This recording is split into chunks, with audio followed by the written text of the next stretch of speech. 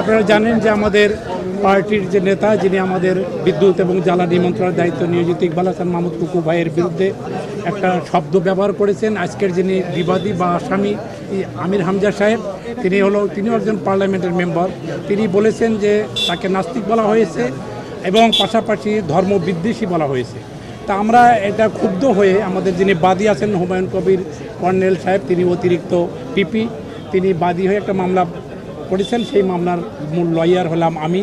তো আমরা আমরা ক্ষুব্ধ হয়েছি এই কারণে যে একজন নাস্তিক বা ধর্মবিদ্বেষী কি হলে ধর্মবিদ্বেষী হয় বা কি বললে তিনি নাস্তিক হন, সেটা আইনের মধ্যেও সংজ্ঞা দেওয়া আছে, পাশাপাশি ধর্মীয় লাইনেও সংজ্ঞা দেওয়া আছে। এটা আমরা বিবেচনা করে সেই সমস্ত কাগজ দিয়ে, আমরা পেন ড্রাইভ দিয়ে আমরা এটা পূর্ণাঙ্গভাবে একটা মামলা ফাইল করেছি। কারণটা হলো যে আমাদের এই মামলাটার মধ্যে একটা যথেষ্ট গ্রাউন্ড আছে যে মামলাটা কিভাবে এটা আমাদের যে নাস্তিক না সে ব্যাপারে দেখে গেলে স্কুটিনি করে বিজ্ঞ আদালত আমাদের প্রতি সন্তুষ্ট হয়ে উনি সমন দিয়েছে।